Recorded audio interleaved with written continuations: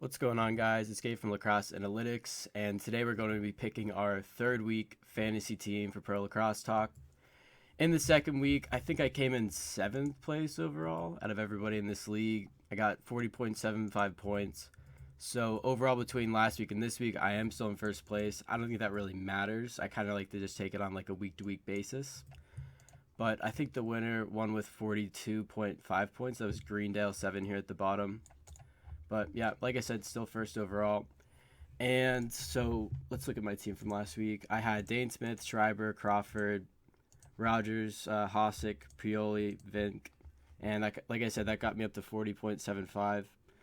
And I think I really lacked in the defensive side of things. My forwards did amazing. Schreiber did all right. I think he had 3 assists. He had a bunch of shots on net, but actually didn't score any goals in that game, I want to say. But Dane Smith and Callum Crawford did unbelievable in that last week. Hosick, 4 points is actually pretty decent. But, seventh place, I really can't complain overall. Considering first week I won, so. Anyway, let's see here. In the third week, this is the third week lineup. So we have the Wings versus the Swarm. We have the New England Black Wolves versus the Rush, the Riptide versus the Warriors, and the Rock versus the Seals. So, I've already decided that I'm not really going to be picking anybody from the Wings in the first week, just because it is their first game. And they're playing Georgia, who played unbelievably on defense last week. Their goalie, I think, he didn't have a shutout, but I think he let up 2 goals in that game. And Georgia just looks like a team that in their first game looked like they're in their mid-season swing.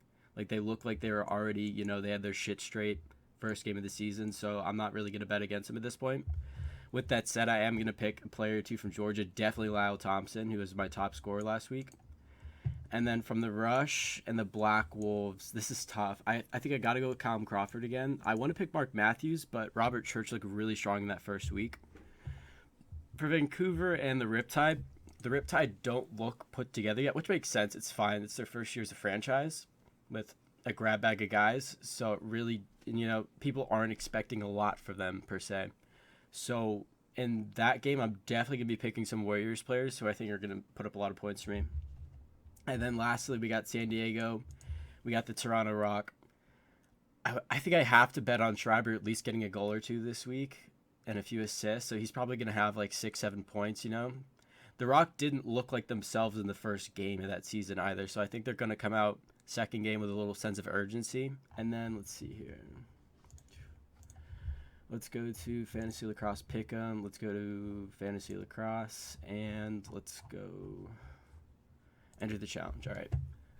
So this should be everything from week 3. Let me just type in all this. All right. Anyway, Lacrosse team name, Lacrosse Analytics. And my first pick for my forwards, we got Callum Crawford up here, who had an unbelievable week last week at 7.75.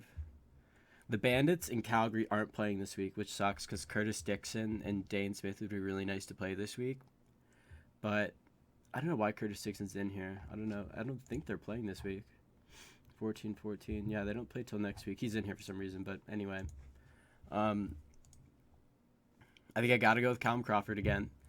And then somebody who I absolutely have to pick up is Mitch Jones. Mitch Jones had, I think, 6 or 7 points last week, and he hit 5 pipes in like the first quarter. That guy could have had like a 10-point game easily. So definitely got to go with Mitch Jones, Callum Crawford, just coming off that last week. And then as my last pick here, I really want to go Mark Matthews or Robert Church, but I have to go Lyle Thompson. He's an absolute must every single week he plays. Defensive and transition, Matt Beers had a great week last week. Again, they play the Riptide, so gonna go Matt Beers here, wherever he is. There he is, Matt Beers. And then let's see other defensive players. Let's go to week 1 stats. Let's look at defense / transition. So Jason Noble was the highest rated player in week 1 with 6.25 points at defense. And then in transition, we had Colton Watkinson for New England. Let's see. I want to see their volume, because a lot of these points they're mostly based off loose balls. So that's going to matter more than anything. Points they're more random.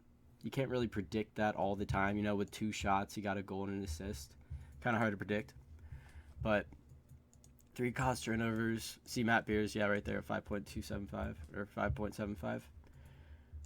I mean, I don't want to be that guy that just picks the best player each week, but with Georgia playing Philadelphia, who hasn't played a game, they're coming off a great week. I'll go with Jason Noble as one of my defenders. Matt Beers, who I already picked. And then in transition, Calgary, Zach Harrier's not playing, or else I'd pick him.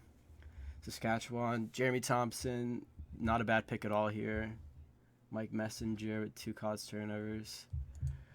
Brian Cole had 5 shots, and he had 1 goal.